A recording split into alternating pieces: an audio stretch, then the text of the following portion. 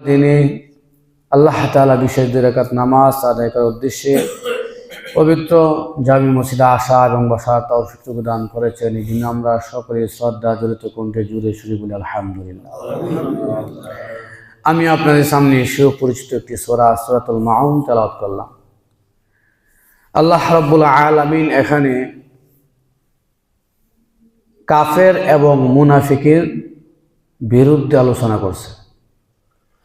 এখানে 7টি আয়াত আছে, তার মধ্যে 3টি আয়াত কাফেরদের বেলায় আর 4টি আয়াত মুনাফিকদের বেলায়। আল্লাহ রাব্বুল আলামিন এই আয়াতটি প্রথমে বলে দিয়েছেন, আরাআইতাল্লাযী ইউকাযযিবু বিদ্দীন। ওগো নবীজি, আপনি কি দেখেন নাই যারা কর্মফলকে, কিয়ামতের দিবসকে অস্বীকার করে? এখানে আরাআইতা দেখেন নাই, তার মানে হচ্ছে আপনি কি জানেন নাই? আমি আল্লাহ পাক আপনাকে জানিয়ে দিয়েছি যে যারা কর্মফলকে আখের তার কি হবে এটার উপরে তারা অবিশ্বাস করে, কর্মফলকে অবিশ্বাস করে। ফাযালিকাল্লাযী ইয়াদউল ইয়াতীম, তারা হচ্ছে ওই শ্রেণীর লোকেরা যারা এতিমকে ধমক দেয়, যারা এতিমকে ধাক্কা দিয়ে বের করে দেয়। তারা আখিরাত দিবসে কি হবে, তার কি শাস্তি হবে, এই শাস্তিকে তারা বিশ্বাস করে না, কর্মফলকে তারা বিশ্বাস করে না। ওয়ালা ইয়াহুদ্দু আলা তুআমিল মিসকিন, এবং সে তো নিজেও মিসকিনকে খাবার খাওয়ায় না, অন্যকে উৎসাহ করে না।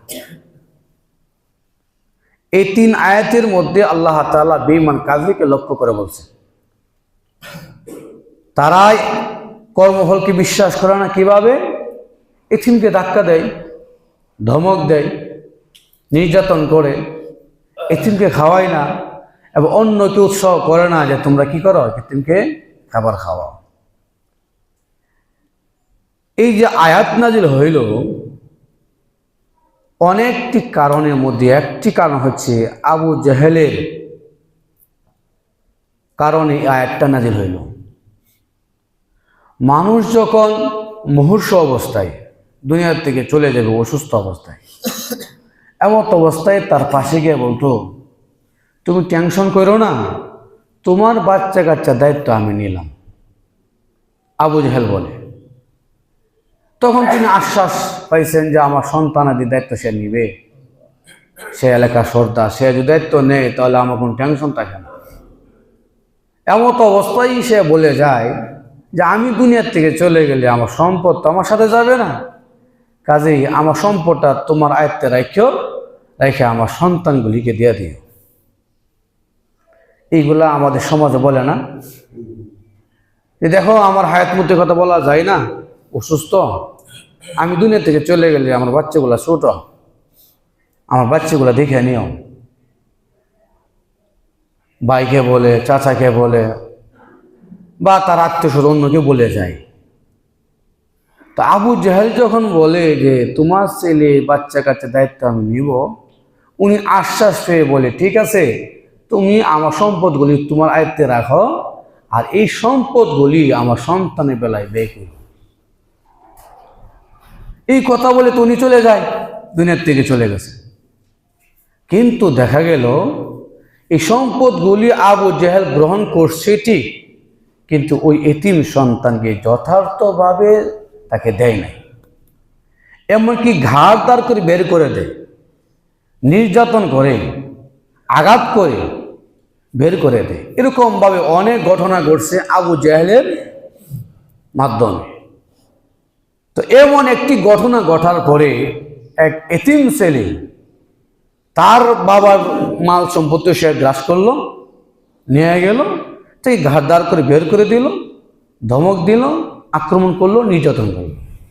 তো ওই ছেলেটা রাসূলের দরবারে গিয়ে বললেন, ইয়া রাসূলুল্লাহ, আমার বাবা দুনিয়া থেকে চলে যাওয়ার আগ মুহূর্তে আবু জেহেল যখন বলছে আমাদের দায়িত্ব সে নিবে, বিদায় আমার বাবা সম্পত্তি ওনার দায়িত্বে দেয়া গেছে আমাদের বেলায় খরচ করার জন্য, সে তো খরচ করলই না, বরং আমাদেরকে ধমক দেয়, আমাদেরকে ঘর থেকে বের করে দিয়েছে। রাসূল করিম সাল্লাল্লাহু আলাইহি সাল্লাম আবু জেহেলের বাড়িতে গেলেন, গিয়া বললেন এই সন্তানের সম্পদ দেয়া দাও। প্রথম সে অস্বীকার করছে, দিবে না, পরবর্তীতে সে দিতে বাধ্য হয়েছে। এতটুকু কিন্তু তাফসীর মাজার এটা আনছে, কোন কারণে বাধ্য হয়েছে সেখানে উল্লেখ করে নাই, কিন্তু এমন ঘটনা আছে রাসূলের মুজিজা দেখে বাধ্য হয়েছে দিতে। সুবহানাল্লাহ। এক সর্দার আবু জেহেল, সে মানুষের পাওনা দেয় না, তো একজন লোক গিয়া বলে, ইয়া রাসূলুল্লাহ, আবু জেহেল তো আমার পাওনা দেয় না। অন্য অন্য সর্দারের কাছে বলছে আর কি, বলার পর তারা বলছে যে দেখো আবু জেহেলের সাথে মুহাম্মদের সম্পর্ক ভালো, মুহাম্মদের কাছে যাও, গেলে সমাধান করো। আসলে কি আবু জেহেলের সাথে সম্পর্ক ভালো? এটা কিন্তু লাগায় দিত, আমাদের সমাজে কিন্তু এরকম চলে, লাগায় দেয়। যাই হোক, তো মুহাম্মদের কাছে যখন গেছে, ইয়া রাসূলুল্লাহ, আবু জেহেলের কাছে টাকা পয়সা তো টাকা দেয় না। রাসূল বললেন সর্দারের কাছে যাও, তো সর্দারের কাজ, তো সর্দার রামের কাছে পাঠাইছে। তাই নাকি? তাহলে তো এর উদ্দেশ্য ভালো না। আচ্ছা ঠিক আছে, চলো আবু জেহেলের বাড়িতে যাই। আবু জেহেলের বাড়িতে যাওয়ার পরে রাসূল শুধু আবু জেহেলের ঘরটার মধ্যে হাত দিছে, সুবহানাল্লাহ বলবেন না? হাত দেওয়ার সাথে সাথে ভূমিকম্প শুরু হয়ে গেছে। তখন ভূমিকম্প শুরু হয়ে গেলে ঘরে কেউ আটকে থাকে? কে কোন দিকে বাইরে দিব, রাস্তা বোঝে, ঠিক না? আবু জেহেলও ঘর যখন নাড়া দিছে, ভূমিকম্প শুরু হয়ে গেছে, হে খাবার তো উঠে দিছে, তো এসে দেখে মুহাম্মদ, সুবহানাল্লাহ। রাসূল বললেন, হ্যাঁ চাচা, এই সন্তান আপনার কাছে কোনো পাওনা পাবে কিনা, টাকা পাবে কিনা? আবু জেহেল বলে, হ্যাঁ সে তো আমার কাছে টাকা পাবে। ঠিক আছে, তাকে দিয়া দেন। সুবহানাল্লাহ। আবু জেহেল বলেন, রে মুহাম্মদ, তুমি আমাকে ডাক দিয়েছো, ডাক দেওয়ার সাথে সাথে তোমার কাছে এসে পড়লাম, টাকা আনার তো সুযোগ পাই নাই, তাছাড়া তুমি এই জন্য ডাকছো তো আমি জানি না, আমাকে একটু সুযোগ দাও, ঘর থেকে আমি টাকা এনে তার হাতে তুলে দে। এমনকি আবু জেহেল রাসূলের সামনে এমন ভাবে দাঁড়াইছে, একটা মূর্তির সামনে যেরকম ভাবে একজন হিন্দু লোক দাঁড়ায় থাকে, একজন মুসলমান যেরকম ভাবে আল্লাহ তাআলার কাছে নিজেকে ছোট মনে করে গোলামি নিয়ে দাঁড়ায় থাকে, এরকম ভাবে মুহাম্মদের কাছে আবু জেহেল দাঁড়ায় রয়েছে। অন্যরা দেখে চিন্তায় পড়ে গেল, যেই আবু জেহেলের কথা শুনে মুহাম্মদ আক্রমণ করি, যে আবু জেহেলের কথা শুনে মুহাম্মদের উপরে আমরা বিভিন্ন হামলা করি, এখন দেখা যায় তারা তলে তলে মিল আছে। আবু জেহেল এমন ভাবে দাঁড়াইছে, বোঝা গেছে মূর্তির সামনে দাঁড়াইছে। সুবহানাল্লাহ।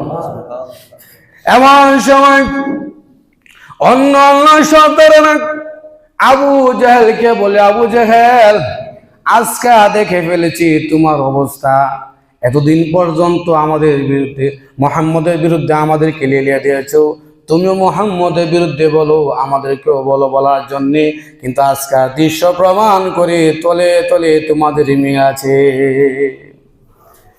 আবু জেহেল বলে, না, আমার কোনো মিল নাই, আমি মুহাম্মদের বিরুদ্ধে অবস্থান নিয়েছি, আগেও নিয়েছি, এখনো নেব, কিন্তু এই দৃশ্য দেখার কারণ হচ্ছে মুহাম্মদ যখন আমার ঘরে হাত দিয়েছে, সাথে সাথে ঘরের ভিতরে ভূমিকম্প শুরু হয়ে গেছে। রে অন্য অন্য সর্দারেরা শোনো, মুহাম্মদ যখন আমার কাছে টাকা চাইছে, ওই লোকটার পাওনা চেয়েছি, ওই সময় আমি কেমনে অস্বীকার করব? আমি তাকায়া দেখি মুহাম্মদের ঘাড়ের উপর একটি সাপ, একটি টুর জমিনে আর একটি টুর আসমানে, আর বলি পয়সা দিবেন আমার পেটের ভিতর আসবে। এখন তোমরা বলো, আমি কি পেটের ভিতরে যাব না টাকা দিয়া দেব? সকলে বলল, ঠিক আছে, এমন হইলে তো ভালো হয়, তোমাকে পাইলে আমাদের জান, তোমাদের পাইলে আমাদের সব কিছু সাধনা হয়, ঠিক আছে, কোনো অসুবিধা নাই। আসলে কই সাপ পাবি, আসলে সাপ নয়, আল্লাহর পক্ষ থেকে মুজিজা দেখায়া দিয়েছি, এটা আল্লাহর নবীর পক্ষে সম্ভব। তো বিভিন্ন মুজিজার কারণে দেওয়া দিয়েছে। আবু জেহেল যে তার ফাওনা দেওয়া দিল, এর আগের ঘটনায় এমনও হতে পারে, যদিও কথাটা সেখানে উল্লেখ নাই। তো আয়াত নাজিল হয়ে গেছে, আর বিদ্দিন, অগনবী আপনি কি জানেন না যে তারা কর্মফলকে অস্বীকার করে কিভাবে? ইয়াতীমকে ধমক দেয়, নির্যাতন করে, কষ্ট দেয়। আর যদি বলে তাকে কষ্ট দিলে তো জাহান্নামে জ্বলবা, আল্লাহ তার শাস্তি দিবে, সে বলে তোর এটা কোনো কথা হইল, কোনো শাস্তি নাই, এইভাবে অস্বীকার করে। ওয়ালা ইয়াহুদ্দু আলা তাআমিল মিসকিন, সে তো খাবার দেয় না, বরং আরেকজনকে উৎসাহ করে না। এতিমকে ধমক দেয়, তার ব্যাখ্যা চারটা। এক নাম্বার হচ্ছে তাকে ধমক দেয়, এক নাম্বার কি ধমক দেয়। দুই নম্বর হচ্ছে তার মালগুলি আত্মসাৎ করে, দুই নম্বর কি মালগুলি আত্মসাৎ করে। তিন নম্বর হচ্ছে সে খাবার খাওয়ায় না। চার নম্বর হচ্ছে ওই সন্তানের প্রতি, এতিমের প্রতি অসৎ আচরণ করে। কারণ আপনার ভাই দুনিয়ার থেকে চলে গেল, চলে যাওয়ার পরে আপনার বাচ্চাগুলো আপনার কাছে দুর্বল, 5 বছরের বাচ্চা, 10 বছরের বাচ্চা, 1 বছর বাচ্চা রেখে চলে যায়, তারা তো আপনার কাছে দুর্বল। তখন তো আপনি নিজে অভিভাবক হয়ে গেছেন। এমন সময় আগে ভাই থাকা অবস্থায় সাহস করতে পারছেন না কোন দিকে জায়গা দেবেন, কি করবেন না করবেন। এখন ভাই চলে যাওয়ার পরে এখন তারা আপনার কাছে দুর্বল হওয়ার কারণে আপনি যে দিক দিয়ে ভালো মনে করে এই দিক দিয়ে জায়গা নিলেন, যেই দিক দিয়ে সম্পদ নিলে আপনার যে উপকার বিষয় হবে এই দিকে নিয়ে গেলেন, এই এতিম সন্তানের উপর জুলুম করলেন। কথা বলেন, এতিম সন্তান জুলুম করলেন, কিন্তু আল্লাহ পাক আপনাকে ওই এতিম ছেলের অভিভাবক বানাইছে। আল্লাহ রাসূল বলেন, যেই লোকটা এতিমের অভিভাবক হবে, জান্নাতের ভিতরে 2টা আঙ্গুল যেরকম ভাবে কাছাকাছি, ওই ব্যক্তি এতিমের অভিভাবক আমার সাথে কাছাকাছি জান্নাতে রাখবে। আজকে কেন সুবহানাল্লাহ, ওই অভিভাবক আমার কাছে থাকবে। তাহলে এতিমের প্রতি আল্লাহ রাসূলের কতটুকু দয়া, আল্লাহ তাআলা কি দয়া, যার ফলে তাদেরকে আপনি অভিভাবক হয়ে গেলেন, তাদেরকে সেবা যত্ন করলেন, তাদের দেখে শুনে রাখলেন। এটি যদি ডিক্লেয়ার হয়, রাসূল বলেন তুমি আমার সাথে এত কাছাকাছি জানা থাকবা, 2টা আঙ্গুল যেরকম ভাবে কাছাকাছি, তুমি এরকম ভাবে আমার কাছাকাছি থাকা অবস্থায় জান্নাতে থাকবে। আর যেরকম সুবহানাল্লাহ। দেখ, বিস্তারিত সুযোগ নাই। পরবর্তীতে 4টা আয়াত যে নাজিল হইল মুনাফিকদের বিরুদ্ধে। ফাওয়াইলুল লিল মুসাল্লিন, মুনাফিক কারা? তারা নামাজও পড়ে। যারা নামাজ অস্বীকার করে তারা কি মুনাফিক থাকতে পারবো? ডাইরেক্ট কাফের। মুসলমানের মধ্যে তো এই অবস্থা, মুনাফিক। মুসলমান তো কাফের হতে পারে না। তো মুনাফিক ফাওয়াইলুল লিল মুসাল্লিন, ওই মুসল্লির জন্য ধ্বংস। একটা অর্থ হচ্ছে ধ্বংস, আর একটা অর্থ হচ্ছে জাহান্নামের একটি নাম। ওয়াইল নামক একটি জাহান্নাম আছে। কি আছে? জাহান্নাম। রাসূল বলেন ওই জাহান্নামী কিনারা থেকে যদি কোনো জাহান্নামীকে, কোনো কাফেরকে ছেড়ে দেয়, 40 বছর পর্যন্ত নিচে দিকে যাইতে থাকবে, 40 বছর হওয়ার পরে সে জাহান্নামের কুল কিনারা হইব। তার মানে আমরা সামনে যে ডুবার আছে, ডুবার মতো কথা হয় না, কোন হিসাব আছে এখন? তো 40,000 বছর পর্যন্ত একটা বৃদ্ধ লোক যদি আস্তে আস্তে আস্তে আস্তে হাঁটে 40 বছর পর্যন্ত, কত দূরে যাইব আন্দাজ করছেন নি? আর এখানে কি বৃদ্ধ পুরুষের মাপ দিছে? এত পরিমাণ জায়গা নিচে গভীর ওয়াইল নামক জাহান্নামটা। আল্লাহ তাআলা বলে ওয়াইলুল লিল মুসাল্লিন, ওই ধ্বংস ওই মুসল্লির জন্য, আল্লাযীনা হুম আন সালাতিহিম সাহুন, যে নামাজের ব্যাপারে উদাসীন এবং গাফেল। এখানে একটু ভালো করে বুঝতে হবে। আন সালাতিহিম বলছে, ফি সালাতিহিম বলে নাই। আন সালাতিহিম বললে যে অর্থ দ্বারা, ফি সালাতিহিম বললে আরেকটা অর্থ দ্বারা, আর ফি বললে এই দুটোর দাম রাইতো। সুবহানাল্লাহ। এখন কিভাবে? অর্থাৎ আন সালাতিহিম, তারা নামাজের ব্যাপারে গাফেল, উদাসীন। তার ব্যাখ্যা অনেক, তন্ন একটা ব্যাখ্যা হচ্ছে সময় মতে নামাজ আদায় করে না। কথা কয় না? সময় মতে আসরের সময় হয়েছে গা, ব্যবসার হিসাব কিতাব নিতে নিতে পুরুম করতে করতে এই দিক যা সন্ধ্যার সময় হয়ে যায়। সূর্য ডুবার সময় হয়, আর সূর্য যখন ডুবে তখন দুই সিংহের মধ্যে থাকে। তো এমত অবস্থায় সে নামাজ পড়ে, রাসূল বলে ওই সঙ্গে সে 4টা টোকর দেয়। এটা এক ব্যাখ্যা। আরেকটা ব্যাখ্যা হচ্ছে সে তো নামাজ পড়ে, চিন্তাও করে না নামাজ পড়লে সব হইব, না পড়লে গুণ হইব, কোনো চিন্তা নাই। কথা কয় না, কোনো চিন্তা নাই যে নামাজ পড়লে সব হইব না গুণ হইব, এমনিতেই করে আর কি। আসেন এরকম, সে হইল কাফের। আরেকটা হচ্ছে নামাজই পড়ে না। আরেকটা কি, এই 3 ব্যাখ্যা বললাম, আর অন্য আছে বলার সুযোগ নাই।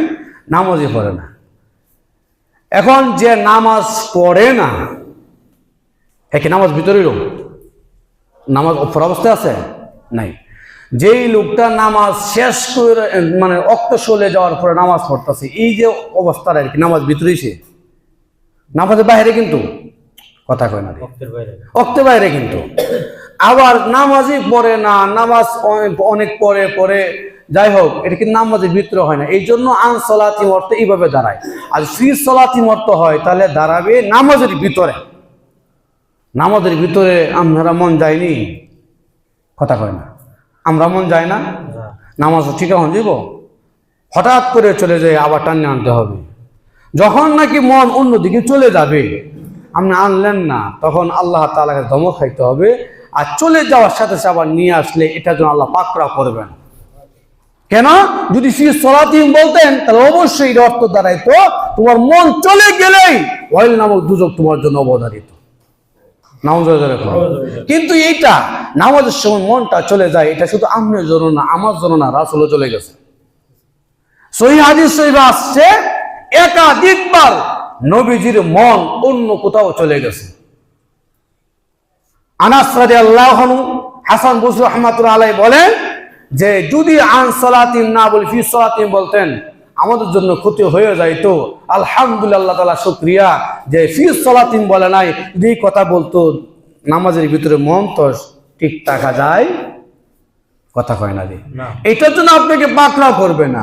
এমনকি উসমান ইবনে আবুল আস রাদিয়াল্লাহু আনহু, উনি রাসূলকে বললেন, ইয়া রাসূলুল্লাহ, আমরা যখন নামাজে দাঁড়াই শয়তান আমাদেরকে কুমন্ত্রণা দেয়, তুমি তেলাওয়াত করতে পারো নাই, ওইটা করতে পারো নাই, তোমার নামাজ 2 রাকাত হয়েছে বা 3 রাকাত হয়েছে, এই যে ওয়াসওয়াসা দিয়েছে, এমন সময় কি করতে পারে? নবী গো, এমন তো আমাদের হয়। আল্লাহর নবী বলেন শুধু তোমার নয়, এটা আমারও হয়। যদি এমন হয়ে যায় তাহলে তোমার কাজ কি হবে? আর যে ওয়াসওয়াসা দেয় ওই শয়তানটার নাম হলো খানজাব, সে তোমাকে ওয়াসওয়াসা দেবে, কিয়ামত পর্যন্ত দেবে। তো এমন সময় তুমি 3 বার বাম দিকে তুতু মারলে এই শয়তান তোমার কাছে দূর হয়ে যাবে। সাহাবী বলে এরপর তেম করলাম, তখন দেখা গেছে কি শয়তান দোষ আমার কাছে আর শয়তান নেই।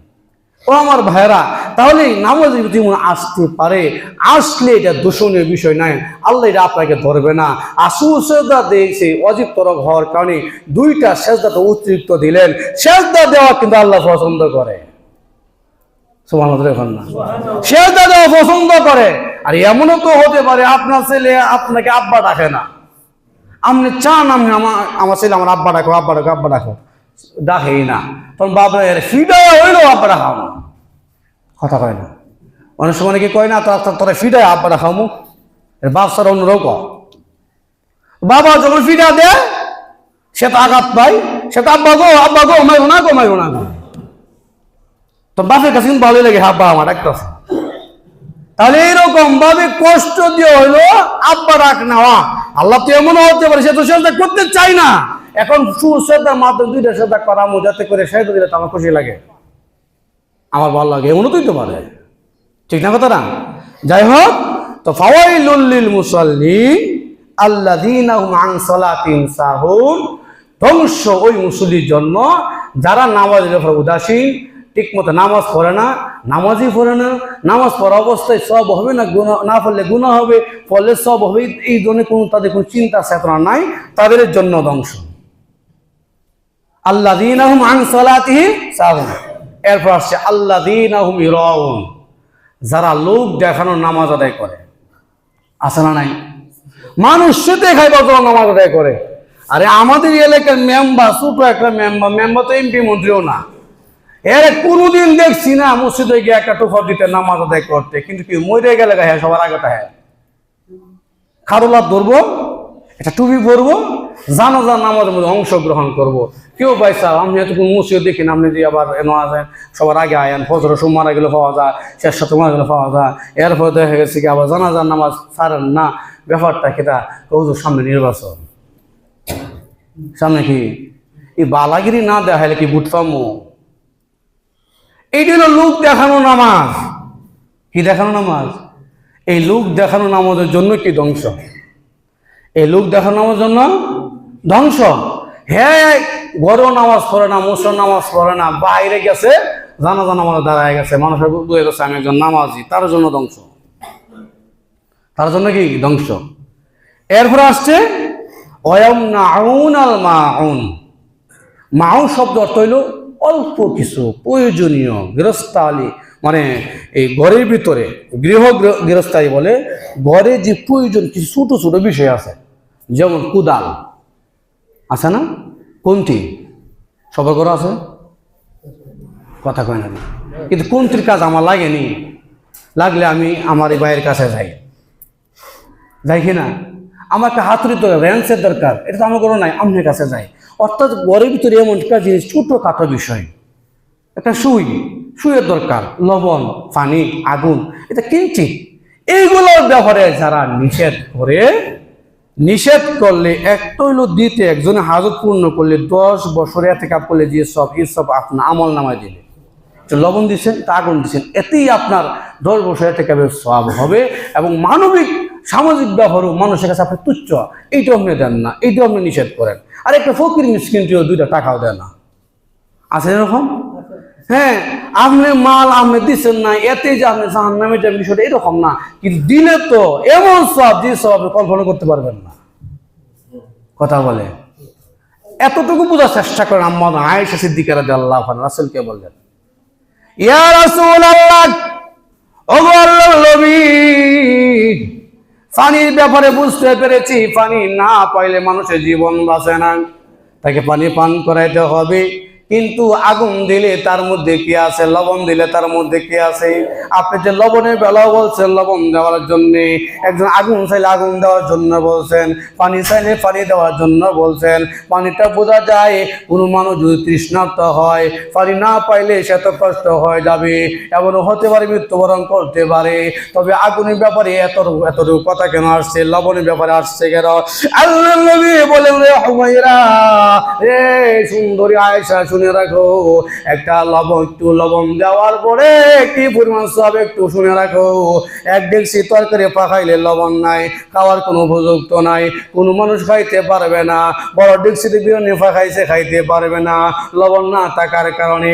তুমি অল্প লবণ দেওয়ার কারণে এই যে খাবার উপযুক্ত হয়ে গেল, ওই খাবারটা সৎকার করলে যে পরিমাণ সব তুমি অল্প লবণ দিয়েছ, সেই পরিমাণ সব তোমার আমলনামায় দেওয়া হয়। আরো জুড়ে বলেন সুবহানাল্লাহ। তাফসীরে মাদারিতে আর আনছেন, এমনকি তুমি যে আগুন দিয়েছো, আগুন দিলে তোমার কাছে আগুন কমবে না, আগুন তোমার কাছে থাকবে, কিন্তু অল্প একটু আগুন দেওয়ার কারণে কি পরিমাণ সওয়াব হইলো। ওই আগুনের মাধ্যমে যে খাবার পাকাইলো, ওই খাবারটা সৎকার করলে যে পরিমাণ সওয়াব, তুমি একটু আগুন দেওয়ার কারণে সেই পরিমাণ সওয়াব। রে আয়েশা, শুনে রাখো, কোন মানুষ যদি কাউকে পানি পান করাই, আমি আপনার কাছে চাইলাম ভাই আমাকে 1 গ্লাস পানি দেন, আমি সেখান থেকে পানি আনতে পারবো, ডানে বামে আমার পানি আছে, এরপর আপনার কাছে আমি পানি চাইলাম, টাকা অবস্থায় পানি চাইলে 1 গ্লাস পানি আপনি আমাকে পান করাইলেন। আল্লাহ রাসূল বলেন, একটা গোলাম আজাদ করা সব তোমার আমলনামায় দেওয়া হয়। এমনকি এমন জায়গায় মরুভূমিতে আছে, পানির কোনো ব্যবস্থা নাই, বিভিন্ন জায়গায় আপনি বিভিন্ন কাজে ব্যস্ত আছেন, পানির কোনো ব্যবস্থা নাই, এই সময় আপনি পানির জন্য কাতর হয়ে গেছেন। আপনি আরেক ভাইকে চাইলেন, ভাই আমাকে এক গ্লাস পানি দেন, আপনি নিজেও ব্যবস্থা করার কোনো ক্ষমতা নাই, আশেপাশেও পানি নাই। এমন সময় যদি আপনি তাকে এক গ্লাস পানি পান করান, আল্লাহর নবী বলেন একটা গোলামের প্রাণ তুমি রক্ষা করেছ। অথচ আমরা চিন্তাও করি না ছোট ছোট বিষয়ের মধ্যে কি পরিমাণ নেক আল্লাহ রাব্বুল আলামিন রাখছেন, ঠিক না? জোরে বলেন, চিন্তাও করি না, বরং তো দেয় না। ওয়াম নাউন মাউন যৎকিঞ্চিত পরিমাণ যেই একটু এই কাজ আছে, একটু কুঠার বা এই যে কোদাল বা দাও একটা বডির জন্য গেল, এমত অবস্থায় দেয় না তো না হয়, বরং কোনো সময় যদি কোনো কিছু দেয়, একটু মরিচ দিল, একটু লবণ দিল, 2 দিন পরে ঝগড়া লাগলে খাইছিলে না। গ্রামের এলাকাত নাই, কিন্তু গ্রাম অঞ্চল পাওয়া যা। বিশেষ করে মহিলা ঝগড়া লাগলে আইস আরেকবার নিস না একটু কথা কয় না দিন। অথচ কুটা দিলে আপনি যে পরিমাণ সব পাইছেন, সব পরিমাণ যে পরিমাণ সব পাইছেন, এই কুটা দেওয়ার মাধ্যমে, করাতের মাধ্যমে যেন আপনি মূলটা কেটে দিলেন। ববিন্নত মনার রাবার পায়ে ও শেখ সাদি রহমাতুল্লাহ আলাইহি বলেছেন, সে যেন মূল কেটে দিল, যে পরিমাণ সব পাই সব তো পাইতই না। আল্লাহ রাব্বুল আলামিন আমাদের সকলকেই প্রয়োজনীয় কিছু বিষয় বস্তু আমাদের কাছে থাকে, অন্যের কাছে থাকে না, একজন আরেকজনকে সহযোগিতার মাধ্যমে আমাদের জীবনটা পরিচালনা করার তৌফিক দান করুক। ওয়া আখিরু দাওয়ানা আলহামদুলিল্লাহি রাব্বিল আলামিন। যারা সুন্নাত পড়েন ইনশাআল্লাহ।